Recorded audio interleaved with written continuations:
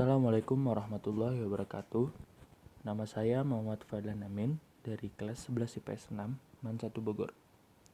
Di sini saya akan menjelaskan sedikit tentang teks eksplanasi. Yang pertama, pengertian. Pengertian teks eksplanasi adalah teks yang berisi tentang proses mengapa dan bagaimana suatu peristiwa alam, ilmu pengetahuan, sosial, budaya, dan lainnya bisa terjadi. Peristiwa alam maupun sosial yang terjadi di sekitar kita selalu mempunyai hubungan sebab akibat dan proses.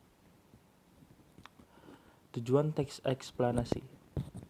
Tujuan teks eksplanasi sendiri adalah untuk menjelaskan tahapan, langkah-langkah, atau proses dan memberikan alasan terhadap proses terciptanya sesuatu yang terjadi secara alamiah atau proses bekerjanya fenomena alam maupun sosial. Lanjut ke struktur teks eksplanasi. Yang pertama, ada pernyataan umum. Berisikan pernyataan umum mengenai topik yang akan dijelaskan pada proses-proses terjadinya keberadaan. Yang kedua, urutan sebab akibat. Berisi penjelasan mengenai proses terjadinya fenomena yang disajikan secara urut atau bertahap dari yang paling awal sampai akhir. Yang ketiga ada interpretasi, berisi kesimpulan dari topik yang telah dijelaskan.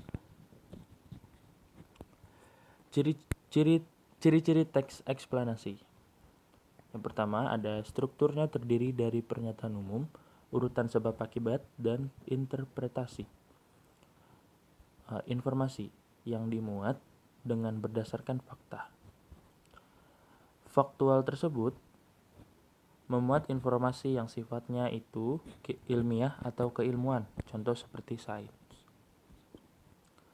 Selanjutnya ada sifatnya informatif serta tidak berusaha untuk mempengaruhi pembaca untuk bisa percaya terhadap hal yang dibahas. Dan yang terakhir, memiliki atau menggunakan sequence markers. Contohnya, pertama, kedua, ketiga, dan sebagainya. Bisa juga dengan menggunakan pertama, berikutnya, dan terakhir. Lanjut ke kaidah kebahasaan teks eksplanasi. Yang pertama, fokus pada hal umum atau generik, bukan berfokus berpartisipan manusia atau non-human participants. Contoh, tsunami, banjir, gempa bumi, hujan, serta udara.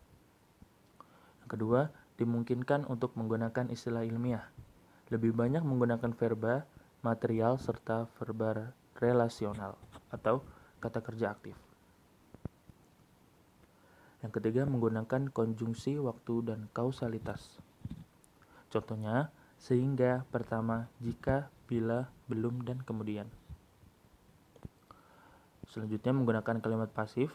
Dan yang terakhir, eksplanasi ditulis untuk membuat justifikasi bahwa sesuatu yang diterangkan dengan secara kausal itu benar adanya.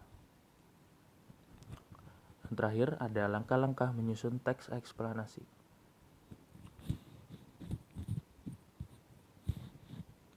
Yang pertama, menentukan topik yang menarik.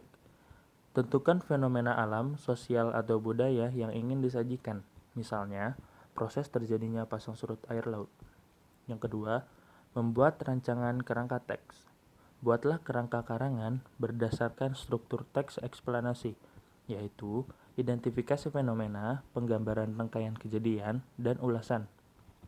Yang ketiga, mengumpulkan referensi. Cantumkan fakta dan data yang kamu kumpulkan pada bagian penggambaran rangkaian kejadian. Yang keempat, mengembangkan teks. Kembangkan kerangka karangan sehingga menjadi teks eksplanasi yang utuh. Dan yang terakhir, menyunting teks. Periksa dan baca kembali teks yang telah kamu buat. Suntinglah jika ada kalimat yang tidak sesuai atau kesalahan dalam penulisan. Sekian dari saya, kurang lebihnya mohon maaf. Wassalamualaikum warahmatullahi wabarakatuh. Peace.